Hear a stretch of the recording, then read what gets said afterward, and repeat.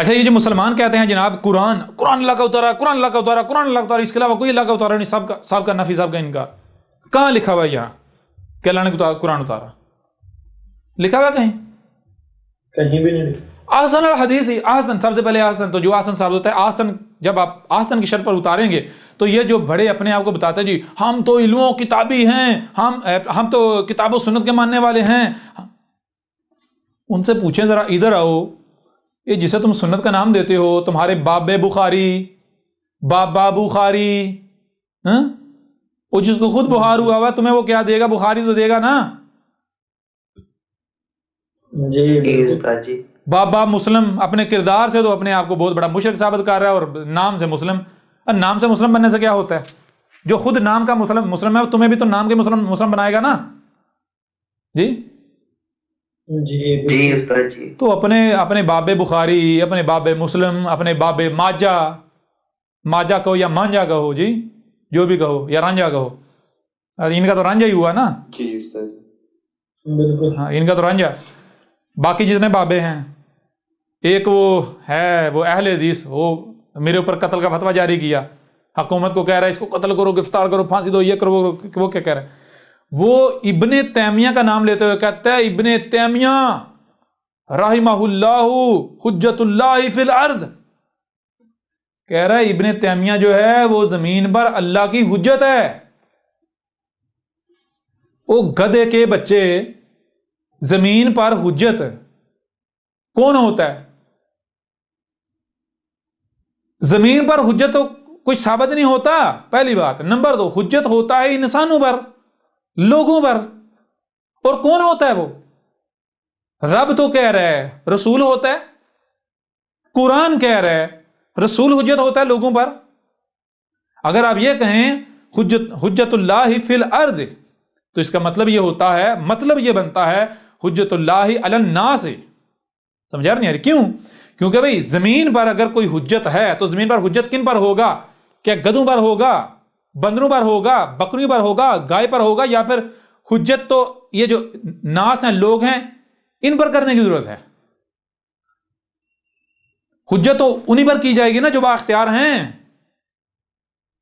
جی بالکل، جی جو مکلف ہیں، جو مکلف نہیں ان پر تو حجت آپ ہو ہی نہیں سکتے۔ تو اس لیے اگر آپ کہتے ہیں حجت اللہ فی الارض تو اس کا مطلب کیا ہوتا ہے؟ حجت اللہ علی الناس، ٹھیک ہے؟ تو اس کا مطلب کیا ہوتا ہے؟ اس کا مطلب یہ ہوتا ہے آپ علی الاعلان اپنی زبان سے بھی یہ دعویٰ کر رہے ہیں کہ ہم ابن تیمیہ کو اللہ کا رسول مانتے ہیں۔ سمجھ آ رہی نہیں آ رہی؟ جی استاد جی، آ ذرا میدان میں، تم لوگ بہت بڑے منافق ہو، منافق ملاٹو۔ تمہیں پتا ہے کہ ہم یعنی کہ وہی باتوں کو کرتے اس طرح ہیں کہ لوگ ان کی باتیں سمجھ نہ سکیں، لوگ ان کی باتیں سمجھ، ان کو پتا ہے ہم نے لوگوں کو جو لالی پاپ دیا ہوا ہے، اگر دو ٹوک ہم وہ بات کریں گے تو لوگ شور مچائیں گے، ورنہ ہم جو جی چاہے کرتے رہیں، کسی کو کیا پتا چلنا ہے؟ بھائی میں آپ سے پوچھتا ہوں، میں آپ سے سوال کرتا ہوں، جی آپ اسے کیا کہتے ہیں؟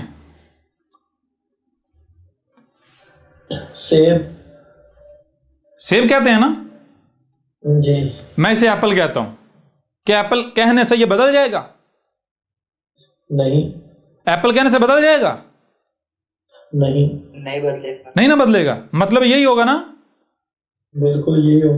میں آپ سے پوچھتا ہوں، اگر کوئی اسے سیب کہے آپ چلانا شروع کر دیں، کیوں سیب کیوں کہہ رہا ہے، سیب کیوں کہہ رہا ہے، اور اگر کوئی ایپل کہے تو آپ دم دبا کر بیٹھ جائیں، یہ کیا ہے؟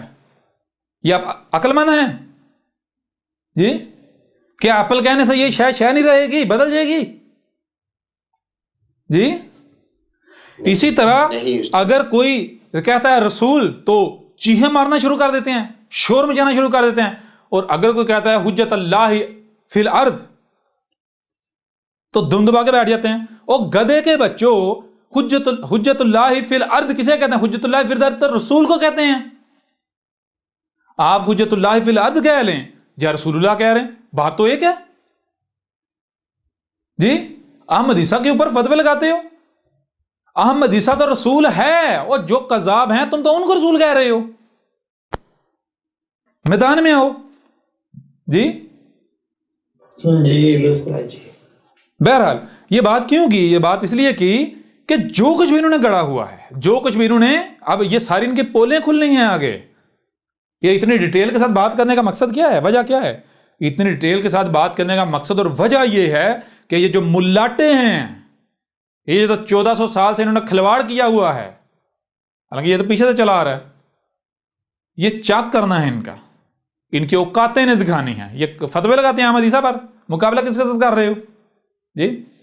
تو آؤ ذرا ایسا کرو، اپنے جتنے بھی آپ تمہارے تراجم ہیں، تفاسیر ہیں، تمہارے بابے ہیں، جتنے بھی بابے ہیں، وہ بخاری ہو، وہ مسلم ہو، وہ ابن تیمیہ ہو، وہ جتنے شیاطین ہیں، وہ بابا ابن تیمیہ ہو یا وہ بابا جو وہاب محمد بن عبد الوہاب جو ہے وہ ہو جی، یا پھر وہ بابا ہو جسے یہ امام اعظم، ایک تو بریلویوں کا امام اعظم ہے نا جی، کالے، ہاں یہ انڈیا میں جو کالے ہو وہ برٹش دور میں، اور دوسرا ایک امام اعظم جی جس کو بینس بھی کہتے ہیں. بہت بڑا مارکا مارا یہ امام حنیفہ صاحب. ان کا سب سے بڑا کارنامہ کیا ہے؟ کسی دیوبندی سے پوچھیں جو بڑے اپنے آپ کو عالم کہتے ہیں، کہتا نہیں، امام ابن حنیفہ جو ان کا سب سے بڑا کارنامہ یہ ہے کہ انہوں نے بینس کو حلال ثابت کیا جی. کہتے ہیں کہ بینس کے بارے میں مسئلہ کھڑا ہو گیا، بینس حلال ہے یا حرام ہے. کوئی اس بات کو جواب نہیں، نہ حرام ثابت کر پا رہا تھا نہ حلال. جناب اپنا ابو حنیفہ صاحب نے بینس کو حلال ثابت کر دیا، اتنا بڑا مسئلہ حل کر دیا. آج بھی جتنے دیوبندی ہیں، اکثریت دیوبندی ان کی ہے، مجھے سینکڑوں کی تعداد میں سارگو کا سامنا کرنا پڑا. مجھے یعنی یہ بینس جو ہے پتہ ہے یہ کیوں کھائی جاتا ہے اس کو گوشت؟ عربوں میں نبی پاک کے وقت عربوں میں تو تھی نہیں، تو یہ کیسے آپ کیسے اسے حلال کہہ سکتے ہو؟ جانتے ہو اگر آپ ابو حنیفہ کا انکار کرتے ہو، یہ ابو حنیفہ نے اسے حلال ثابت کیا تھا اور آج آپ کھا رہے ہو جی. سمجھ آ رہی ہے نہیں آ رہی؟ جی استاد جی.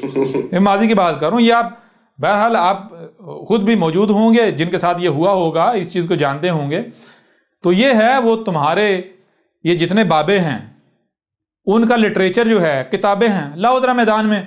نمبر 1 احسن ثابت کرو، پہلی چیز، پہلی شرط. نمبر 2 الحدیثی ثابت کرو. الحدیثی کے مطلب یہ ہے، کیا ہے مطلب؟ یہ ہے کہ جب اتارا تھا، یہ دیکھیں جب اتارا گیا، جب وہ لٹریچر، وہ کتاب وجود میں آیا، منظر عام پر آیا، جب وہ منظر عام پر وجود میں آیا، تب سے لے کر جب تک انسان اس زمین پر موجود ہیں، انہیں ہدایت کی ضرورت ہے، تب تک کی تاریخ، تب تک کا ذکر ثابت کرو. دکھاؤ مجھے بخاری سے کہ ابھی کیا ہونا ہے، کیا ہو رہا ہے، آگے کیا ہونا ہے، ماضی میں کیا ہوا، دکھاؤ مجھے بخاری سے، دکھاؤ مجھے مسلم سے. اپنے بابو کی کتابوں کو ان کو چھوڑو، جو تمہارے تراجم و تفاسیر ہیں، تراجم کے نام پر جو تمہارا قرآن ہے، تراجم عربی اصل متن کی بات نہیں ہو رہی. اور اصل متن کیا لکھا ہو تو تمہیں پتہ ہی نہیں، وہ تو ابھی تمہارا سارا دجل چاک کریں گے جی. الحدیث ثابت کر دو. دنیا کی کوئی طاقت باب بخاری کی کتاب کو، باب مسلم کی کتاب کو، اس کے علاوہ جتنے بابے ہیں چھوڑیں سارے بابوں کو. سیدھی دو ٹوک بات ہے، قرآن جو اصل عربی متن ہے اس کے علاوہ کوئی ترجمہ، کوئی تفسیر، کوئی کتاب جو ہے مسلمان اپنی اللہ کی اتاری ہوئی ثابت کر دیں. جو سزا کہیں گے احمد عیسیٰ بھگتنے کو تیار ہے. اور اگر تم ثابت نہیں کر سکتے، جو کہ احمد عیسیٰ نے باطل ثابت کر دی، غیر اللہ کی ثابت کر دی اور ابھی ہو رہا ہے، تو پھر تم یہ جو ان کتابوں سے ہدایت لے رہے ہو، اور تمہیں کیا ملے گا؟ گدھے کے بچوں، ہدایت ملے گی؟ کیا ملے گا تمہیں؟ تفرقہ ملے گا، جہالت ملے گی، بکواسات ملیں گی، اور وہی تو تمہیں مل رہا ہے.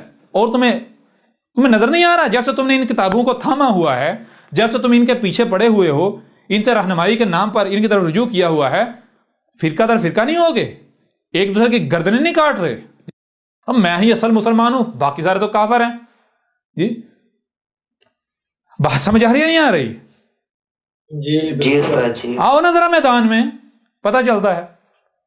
الحدیث سے ثابت کرو اس کو. جب بخاری وجود میں آئی، بخاری تب سے لے کر اور جب تک انسان زمین پر موجود ہے تب تک کا ذکر، تاریخ ثابت کرو، ثابت کرو. آج اس وقت یہ جو احمد عیسیٰ سامنے کھڑا ہوا ہے، ثابت کرو بخاری کے اندر ثابت کرو، لکھا ہوا ہو. بخاری دکھائے، مسلم دکھائے کہ جناب یہ جو صدی ہوگی 15ویں، ان کی اسلامی صدی جو ہے جی، اور دوسری 21ویں صدی میں اس طرح ایک احمد عیسیٰ نامی آئے گا، وہ جو اسلام ہے اس کی جڑیں کاٹ کے رکھ دے گا. باب بخاری کو شیطان کہے گا، باب مسلم کو شیطان کہے گا. جی آؤ ذرا اپنے بخاری سے نکال کے دکھاؤ، ہم تمہیں قرآن سے نکال کر دکھاتے ہیں. سمجھا رہی ہے نہیں آ رہی؟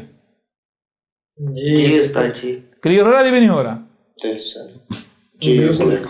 تو الحدیثی جو احسن ثابت ہو جائے، جو الحدیث ثابت ہو جائے وہ اللہ کا اتارا ہوا ہے. جو احسن ثابت نہیں ہوتا، الحدیث ثابت نہیں ہوتا، وہ اللہ کا اتارا ہوا نہیں ہے. بے شک پوری کی پوری دنیا کی طرف ہو جائے، پوری دنیا جوتے کی نوک پر.